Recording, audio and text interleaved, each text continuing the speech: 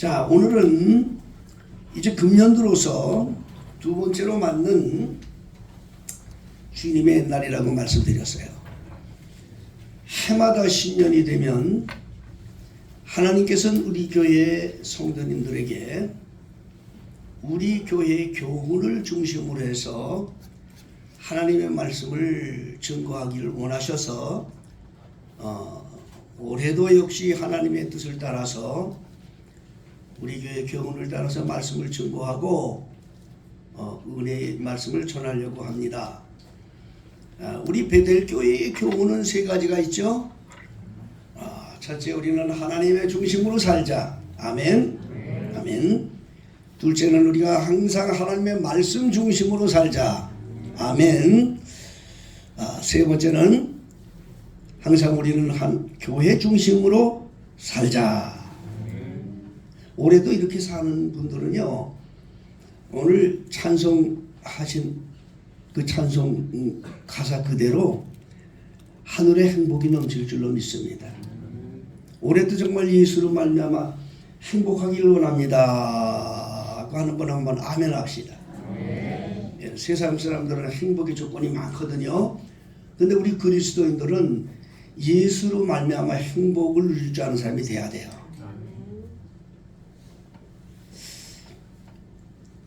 지금도 우리는 잘 기억하고 있습니다. 은혜 받은 분들은 기억할 겁니다. 신년 새해의 첫 시간에 주시는 메시지는 하나님은 우리의 앞에 계시다. 앞서서 모든 걸 처리해 주신다. 행복하죠? 그렇지요? 행복이에요. 그리고 신년 들어서 첫 번째 주일날 주님께서 우리에게 주시는 말씀은 무슨 말씀인가 하니 그 앞서 행하시는 그 하나님이 바로 예수님이거든요.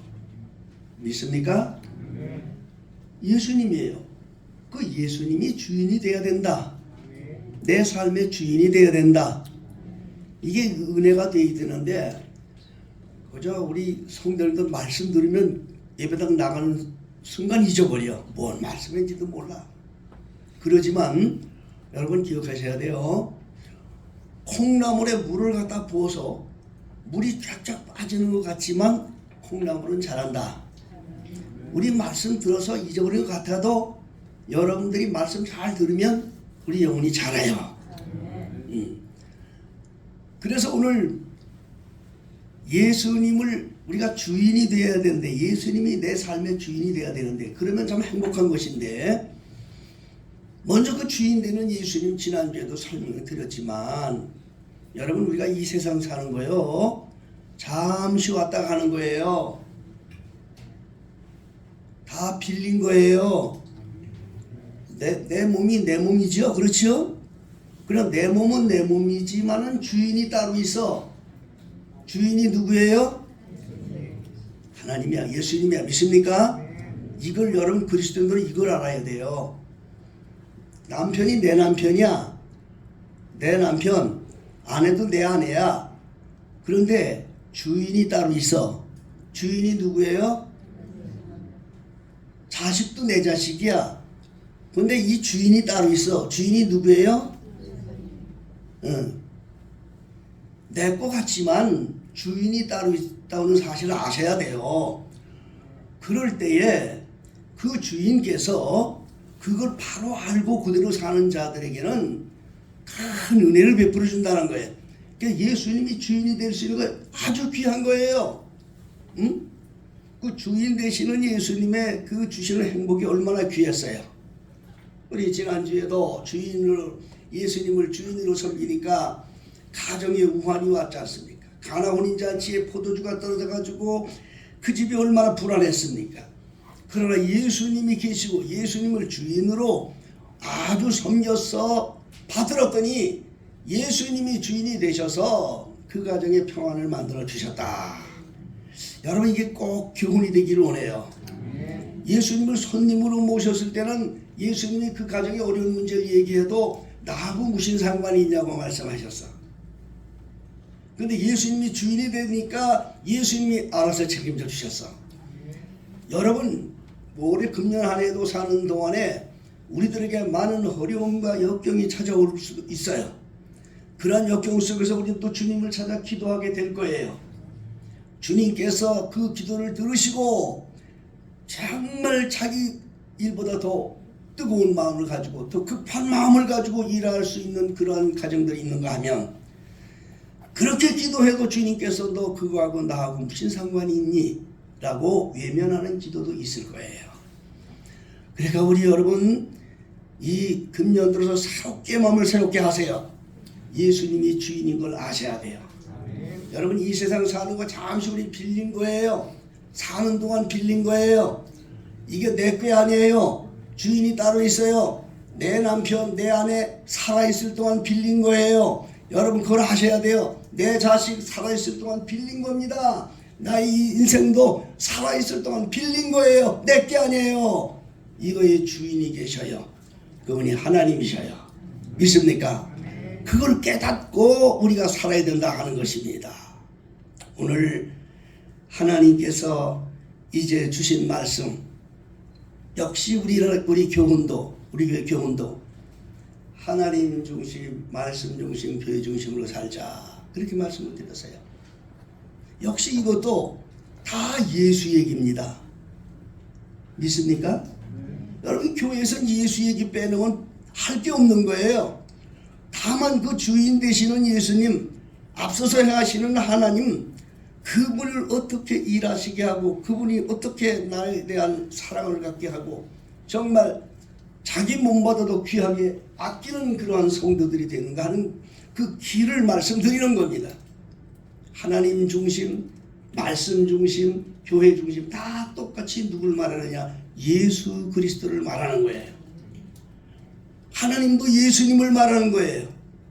말씀도 예수님을 말하는 거예요.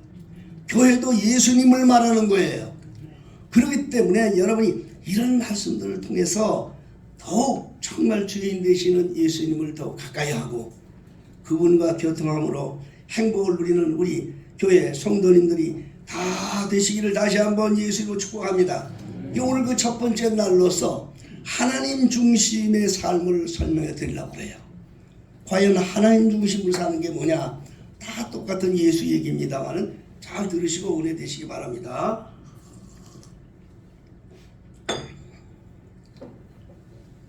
하나님 중심으로 산다. 항상 하나님 중심으로, 또 말씀 중심으로, 교회 중심으로 듣긴 들었는데, 그럼 이 하나님 중심으로 산다는 것이 과연 이게 어떤 그런 구체적인 설명인가?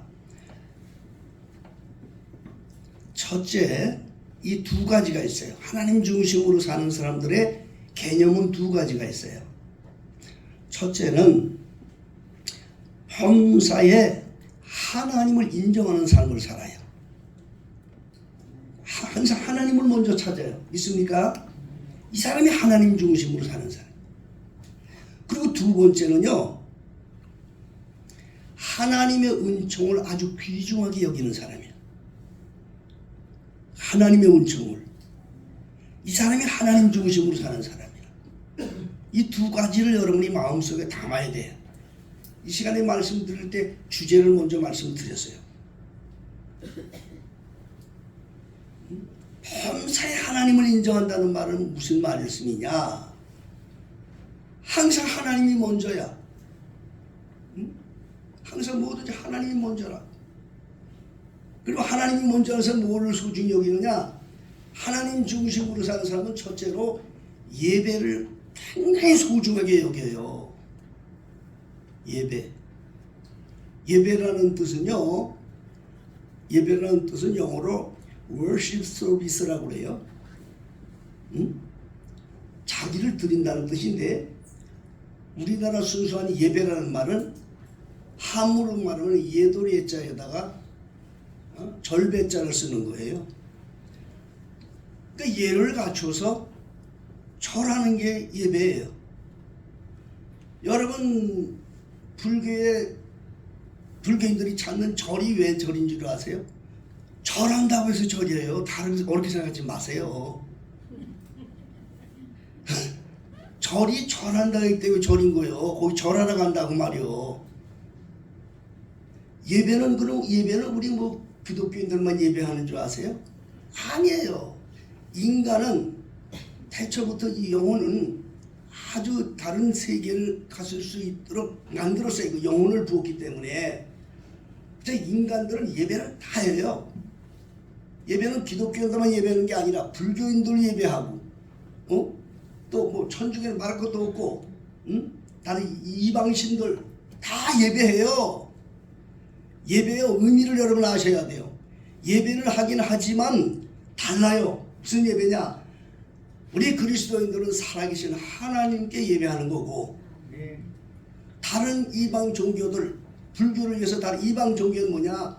사단에게 예배하는 거야. 사단에게. 똑같은 예배라니까. 똑같이 절한다니까. 사단에게 예배한다니까 여러분이 이상하게 생각할 수도 있을 거예요. 그러나 여러분 아셔야 돼요. 우리도 은연중에 하나님께 예배하는 사람이 있고 사단에게 예배하는 사람이 있어요. 무슨 말인지 아세요? 예수 믿는다고 하면서도 무슨 말인고 하니 우리 영계 속에서는요, 하나님의 영과 사단의 영이 싸워요. 우리 영혼이 하나님 앞에 서야 되는데 마귀 앞에 설 때가 있어요. 예?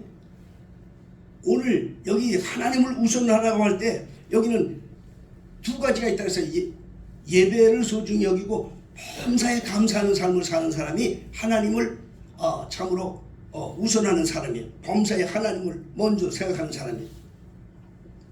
그런데 우리가 살다 보면 속에서 막 치밀고 그냥 막 분노를 일으킬 때가 있어요, 없어요? 있지요. 그때에 나를 이렇게 가슴을 분노를 일으키고 원망을 일으킨 대상이 있다면 그게 원망스러워요, 안 원망스러워요? 그 사람에 대해서 저주가 나와야 안 나와요? 예? 나온다고 하는 사람은 참 솔직한 사람들이야. 나오지요. 여러분 중요한 말씀을 드리는 거예요. 예배라는 것은 예배당에 와서 예배만 하는 게 예배가 아니고 우리는요 삶 전체가 예배라는 말씀을 드렸어요. 거기서 하나님께 하나님 감사합니다.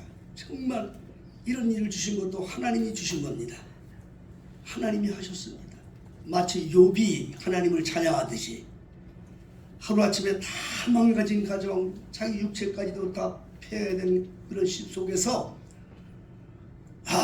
정말 하루아침에 아들을 다 뺏어간 이런 그런 환경 속에서 욥은 찬양했어요. 내가 올 때 벌거벗은 몸으로 왔사오니 벌거벗은 몸으로 내가 주님께 갈 거 아닙니까?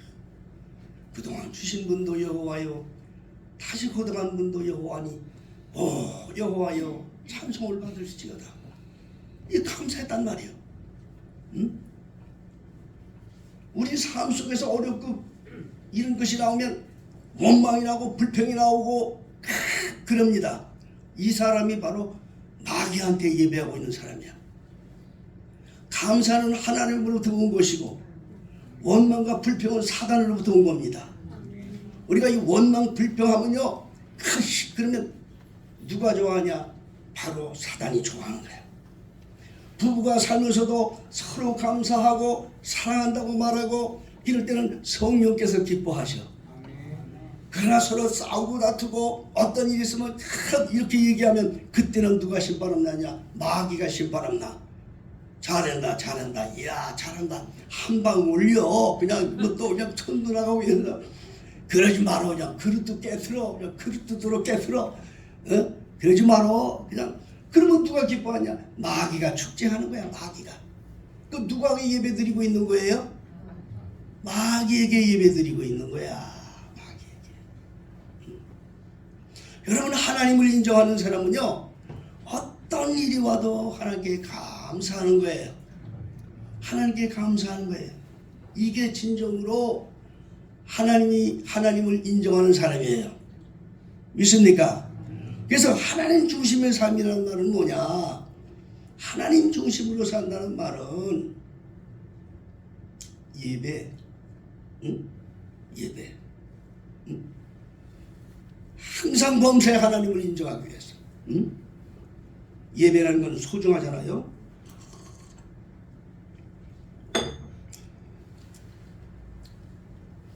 우리가 하나님을 찾아 예배합니다. 올해도 매주마다 있는 주일 예배는요, 꼭 여러분 순종하기를 주님 축복합니다. 왜냐하면 성경에 명한 예배가 있어요. 성경에 명한 예배, 나를 잡아서 하는 예배는 바로 주일 예배야. 그 외에는 사실은 그동안 성도들이, 기독교인들이 이제 더 열심히 내고 하기 위해서 만드는 제도인 거예요. 응? 날별에 무슨 뭐 수요 기도회, 무슨 뭐 금요 기도회 이런 건요, 기독교 역사 속에서 성도들로 하여금 하나님 말씀을 사모하게 만든 그냥 제도 속에 만든 관습 배운 것이지, 성경에서 그대로 명한 것은 주일 예배예요. 안식일이 주일을 말하는 거야. 7일 중에 하루를 다 쉬고 나와 내게 예배하라. 예수님 오시기 전에는 안식일을 정해서 토요일이 안식일이에요. 그러니까 지금도 안식교라고 있어요. 안식교라고 있어요. 토요일날 예배하는 데가 있어요. 그런데 우리가 그리스도인들은 주일날 예배하는 이유는 그동안 안식일날 예배했지만 예수님이 오시고 나서 십자가에 달려 죽으시고 부활한 날이 바로 주일이야. 안식 후 첫날이야. 그래서 이 주일날 예배하는 사람들은 부활에 참여하는 사람들이야. 안식일날 예배하는 사람들은 무덤 속에 들어가는 사람들이야. 여러분 그걸 아셔야 돼요. 안식일날 무덤 속에 계셨어 예수님이. 그 안식 후 첫날 부활하셨다고. 그래서 이 주일 예배는 참 7일 중에 하루 예배하는 중에 이 주일 예배는 내가 예수의 부활에 참여하는 거야. 예수님의 영광에 참여하는 거야. 예수님의 천국에 참여하는 거야. 예수님의 그 하늘나라의 그 은혜에 참여하는 거야. 그래서 이 예배를 소중히 여기는 사람들은 주일 예배를 소중하게 여겨야 돼요. 올해도 여러분 주일 성수 잘합시다. 몇 분 서로 인사합시다. 주일 성수 잘합시다. 근데 예배라는 게 뭔 줄 알아야 돼. 여러분 예배는 자기를 깨트리는 게 예배예요. 예배는 자기 깨트리는 거예요. 응? 예배는 뭘 하는 거라?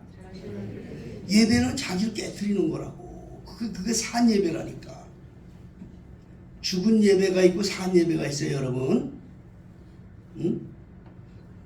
최초로 인간이 하나님께 예배를 시작한 것은 창세기 4장에 아담의 두 아들 가인과 아벨이 한 예배였는데, 하나님께서 그 아벨의 둘째 아들 아벨의 예배는 받으시고 가인의 예배는 안 받으셨다고 그랬어요. 그럼 그때 있는 사건뿐입니까? 지금도 마찬가지라니까요. 지금도 여러분 예배하러 나오셨잖아요. 삶 속에서도 예배하잖아요. 예배는 나 아까 말씀드렸어요. 응? 예배 많아요. 불교들도 예배한다고 그러죠. 그때 절에 가는 게 예배하러 가는 거예요. 응? 다른 이방 종교들 다 가서 예배하는 거예요. 그런데 예배가 방향이 다르다고 그랬어요. 방향이 다르다고. 이걸 잘 기억하셔야 돼요, 여러분. 하나님을 찾을 때, 하나님께 예배할 때, 자신의 요구와 욕망을 구하면서 하는 예배는 그건 하나님이 받지 않는 예배예요. 여러분, 참 이걸 기억하셔야 돼요. 우리가 소원이 많잖아요. 바라는 게 많잖아요. 그걸 구하면서 예배하는 것은 예배같이 형식은 보이지만 하나님이 받는 예배가 아닌 거예요. 세상의 모든 종교들, 절에 가서 절을 하는 사람이고, 뭐 여러분 해외여행 뭐 미얀마나 근데 가서 보시면 그 아주 그냥 뭐 타지마일이나 뭐 이런 데가 수많은 사람들이 모여요. 응? 스리랑카 동남 많아요. 절 많아요. 그럼 그 사람들이 왜 찾는지 아세요? 가서 물어보세요. 다 소원이에요. 왜 여기서 절합니까? 예, 우리 아들이 잘 되기 위해서 그래요. 왜 여기서 절합니까? 건강, 우리 집안의 건강을 위해서 그래요. 여기서 우리 아들이 지금 뭐 어디 좋은 데를 취직을 해야 되는데 그게 없어서 그래요. 전부 다 그런 게 있거든. 그러면 그게 그들 뭐 있는지 아세요? 기독교인들도 그 일을 하고 있는 거예요. 그건 예배 같지만 예배지만 누구한테 예배하고 있느냐? 사단에게 속아서 예배하고 있는 거예요. 사단에게. 그럼 그리스도의 예배는 뭐냐? 하나님의 욕심을 이루기 위해서 자기를 깨트리는 거야. 내 욕심을 위해서 하나님께 뭘 달라고 하는 것은 이거는 이방인들의 예배고, 이거는 마귀들에게 하는 예배고, 하나님의 욕심을 위해서 자기를 철저하게 깨트리는 예배, 이 예배가 진정 하나님이 받으시는 예배인 거예요. 응? 그러니까 여러분이 이런 마음으로 주님을 찾아야 된다고. 내가 주일 성수를 잘 알아가는 말씀도 기억하셔야 돼요. 주일날도 자기 욕심을 따라 사는 사람은 주일 예배 못해. 자기 시간 따라서 주일 예배 못해. 주일 예배하는 사람들, 주일날 교회 나오는 사람이 누가 그런지 아세요? 자기 욕심을 깨트리고 하나님의 욕심을 이루기 위해서 찾는 사람들이 주일 성수하는 거야.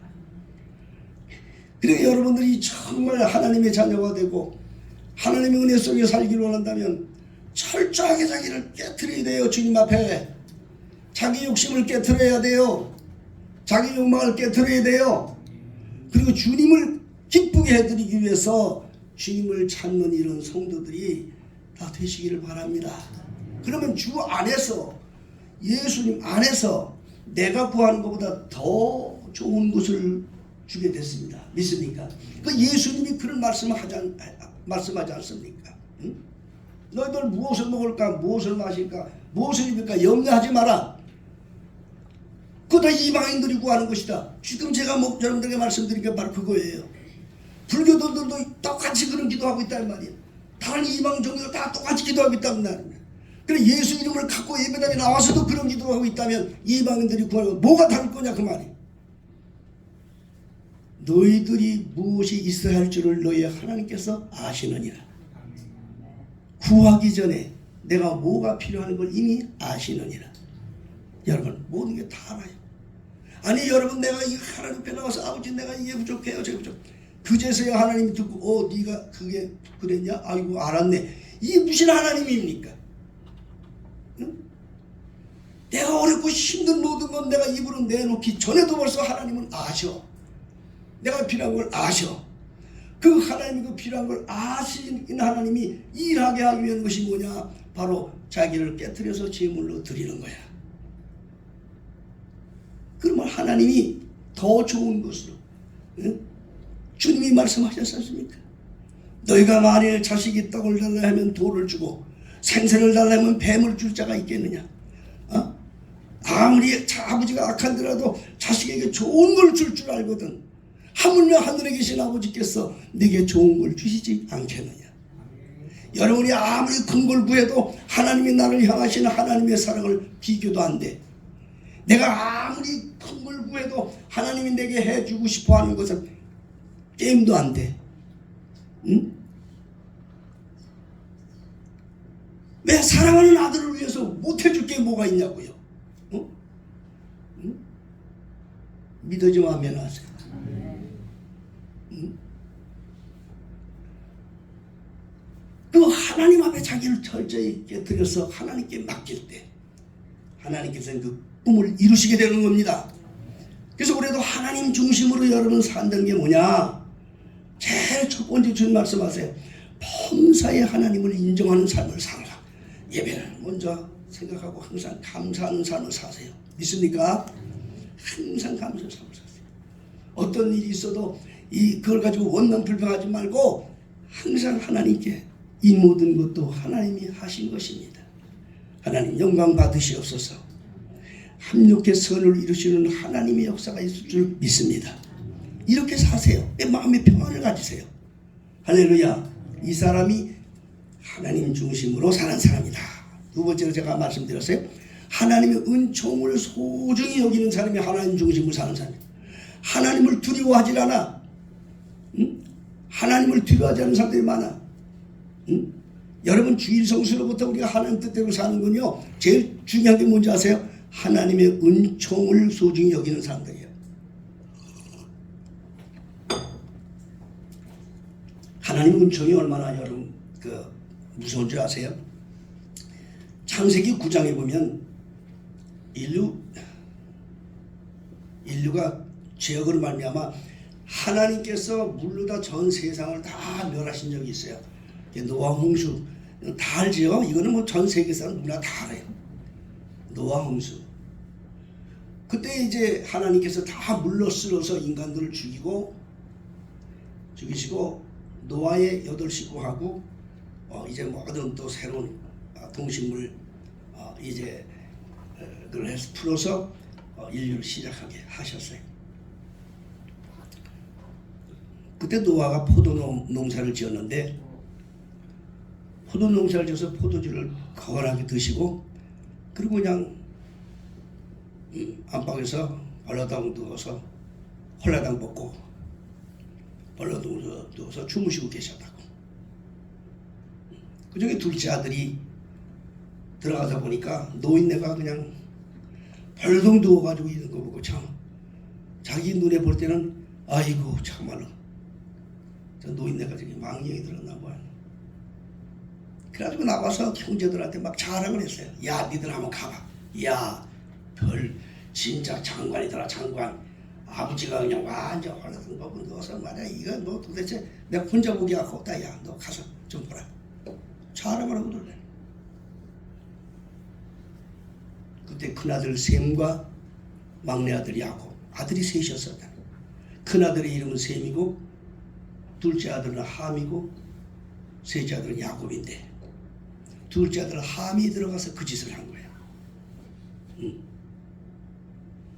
그 첫째 아들 셈과 막내 아들 누구라고? 셈과 야벳이 그 말을 듣고 자기들의 겉옷을 벗어서 등에다 대고 뒷걸음질을 쳐서 아버지의 그 수치를 보지 않고 뒷걸음질을 쳐 가서 노아의 수치를 덮어드렸다. 나중에 노아가 깼어요. 깨고 나서 그 소리를 들었어요. 노아의 입으로 그 세 아들을 놓고 축복을 하는데 저주하는데 함의 저주, 큰아들 셈과 막내 아들 야벳의 축복, 그것이 그 창세기 9장에 나오죠. 거기에 그 둘째 아들에게 한 저주는 뭐냐, 첫째 아들과 둘째 아들의 종의 종이 된다는 그런 저주를 했어요. 종의 종이, 종뿐이 아니라 또 종의 저주까지 그런 저주를 했어요. 그래서 결국에 그 삼형제가 흩어져서 세계를 인류들을 만들어가는데, 그리고 함의 자손을 성경에 보면 그 자세히 나옵니다.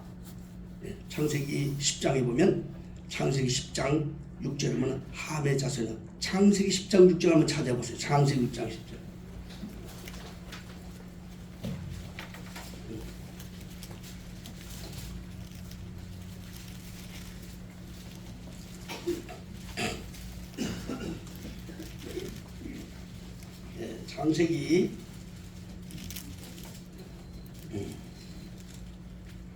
창세기 10장 다가 찾으셨나요?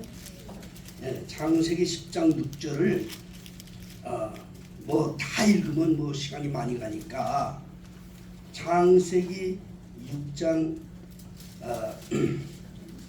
창세기 10장 6절을 한번 다 같이 읽읍시다. 시작. 함의 아들은 구스와 미스라임과 붓과 가나안이요. 여기까지만 할게요.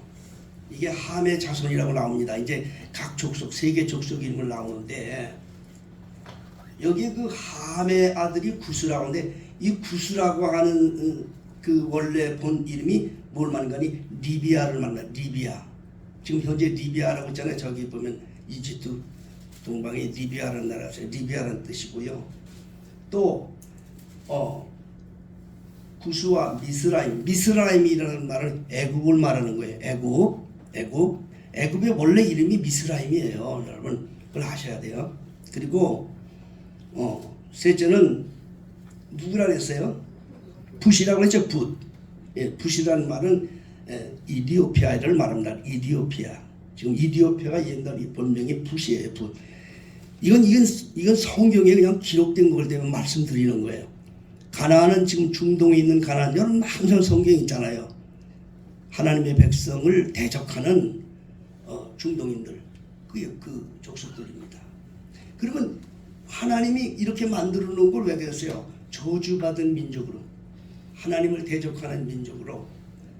여러분 흑인의 그 저주는요, 여러분 수세기 동안 지금도 역시 전 세계적으로 흑인이 살고 있는 본 땅, 여러분 알고 있잖아요.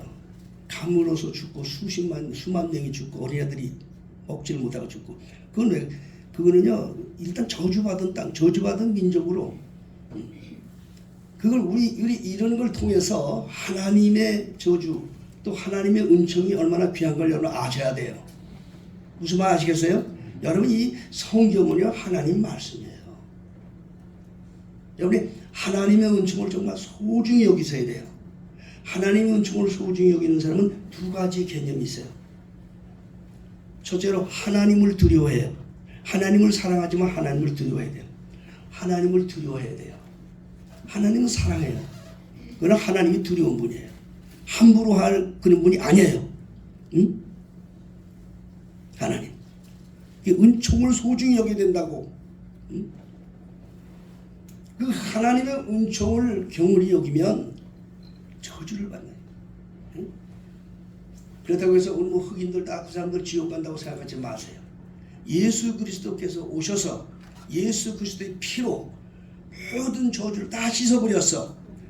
그래서 예수 그리스도를 믿는 사람은 흑인이나 백인이나 황인종이나 누구나 다 하나님께 그 영혼이 구원받을 수 있는 그런 은혜를 힘입게 되는 거예요. 응? 그러면 이걸 왜 성경에 기록했느냐? 우리들에게 거울이 되어서 하나님을 어떻게 섬겨야 되는가 하는 걸 깨닫게 하기 위해서 그런 역사를 통해서 우리를 알게 해주신 거예요. 응? 그래서 하나님 중심으로 사는 사람은 두 가지를 꼭 기억해야 돼요. 첫째로 하나님 중심으로 사는 사람은 범사에 하나님을 정말 인정하고 예배 열심히 하고 범사에 감사하면서 살고, 또 가장 중요한 것은 하나님의 은총을 깨닫고 하나님을 두려워해야 됩니다. 여러분 하나님의 교회도 지금도 복음 들고 메시지를 들고 말씀을 증거하는 주의 종이 있습니다. 여러분 이거는 인간들이기 때문에 주의 종도 실수가 있고 주의 종도 인간이기 때문에 허물이 많습니다. 그러나 그 주의 종에 대한 허물과 그 모든 것을 덮어주는 건요, 사람을 위해서 하는 게 아니에요. 나를 보고 계신 하나님 앞에 하는 거예요. 오늘날 수많은 사람들이 여기에 많이 속은 사람들도 많아요. 그러나 우리 베들교회 성도님들은 꼭 기억하시길 바랍니다. 하나님의 은총을 소중히 여기셔야 됩니다. 민수기 12장 1절로 16절을 보면, 민수기 12장 1절로 16절을 보면 모세가 하나님의 종이었어요. 모세가 이스라엘을 애굽에서 인도해 나왔어요. 그런데 모세가 광야를 살면서 거기에서 흑인 여인을 얻어서 자기 아내를 삼았어요. 깜둥이를 아내를 삼았어요. 그러니까 거기 있던 모세의 누이 밀리암이 모세를 비방을 했어요. 밀리암이 누구냐? 모세를 어렸을 때부터 거둬둔 누이입니다. 모세를 그 나일강에 조그만 쪽배에 태워서 내보낼 때 그 당시에 누이가 13살이었는데 밀리암이 따라가면서 그 어린 자기 동생 젖먹이 모세를 지켜준 여인이에요. 누이지만 어머니나 다름이 없어요, 모세한테. 당연히 자기 동생이 잘못되니까 나무랄 수 있잖아요. 당연히 나무랄 수 있잖아요. 그래서 사람들 앞에 네가 이게 뭐하는 짓이냐, 이게 뭔 짓이냐 네가 하면서 모세를 나무랬어요. 그때 하나님께서 불같이 나타나셔서 그래서 그 이스라엘 백성들에게 진노행하는데 밀리암에게 문둥병을 바라게 하셨어요. 여러분, 문둥병은 저주받은 병이에요. 다들 들러 자빠져. 하나님이 말씀하기를 사람들이 내게 기도할 때 꿈이나 이상이나 내가 응답을 하고 선지자가 내게 기도할 때도 그렇게 응답을 하지만 내 종 모세는 그렇지 아니하니 내가 서로 마주대하면서 얼굴을 마주대하면서 얘기하는 것 같이 내가 대던 내 종인데 네 감히 내 종에게 이 뭐하는 짓냐라고 나무라니까 당장 미리암이 문둥병이 들어가지고 사람들 앞에서 벌벌 떨고 수많은 사람들 모세가 그걸 보고 하나님께 기도를 합니다. 자기 누이가 그렇게 됐으니까 응? 하나님 용서해 주세요. 몰라서 그랬습니다. 용서해 주세요. 여호와께서 말씀하시기를 부모가 자식이 부모에게 침을 뱉어도 일주일 동안 그를 진밖에 내치지 않느냐. 그러므로 내가 어떻게 저걸 바로 할 수 있겠냐 하고 일주일 동안 백밭에 나가서 죄값을 받고 오게 하라. 그래서 밀리암을 백밭에 일주일간 내놓으니까 하나님께서 다시 회복시켜서 밀리암을 군중 속에 오게 하셨다는 그 귀한 교훈이 있는 거예요. 여러분, 하나님이 사랑하는 분이에요. 전능하신 분이에요. 근데 여러분 아셔야 돼요. 하나님이 무서운 분임을 아셔야 돼요. 그분은 우리의 일생을 좌우하시는 분이에요. 하나님을 두려워하셔야 돼요. 사람은 두려워할 거 없어요, 여러분. 근데 하나님을 두려워하세요. 하나님 앞에 겸손하세요. 하나님 중심으로 사는 사람들은 이 두 가지 개념을 꼭 마음에 갖고 사는 거예요. 우리가 하나님 중심, 말씀 중심, 교회 중심한테 다 똑같이 예수 얘기인데요. 예수님 말씀인데요. 오늘 그 첫째 날 하나님 중심으로 사는 사람은 어떻게 살아야 되느냐 다시 한번 마음에 꼭 기억하시기 바라요. 범사의 하나님을 인정하는 삶을 살자. 그 하나님을 인정하는 것은 예배를 소중히 여기고 항상 범사에 감사하는 삶이다. 하나님이 하셨습니다. 믿습니까? 두 번째, 하나님의 은총을 참 소중히 여기며 사는 사람이다. 다시 마음에 잘 새기셔서 올해도 우리 하나님의 주신 은혜 가운데 승리하는 이렇게 모든 성도들이 되시기 바랍니다. 찬송가 304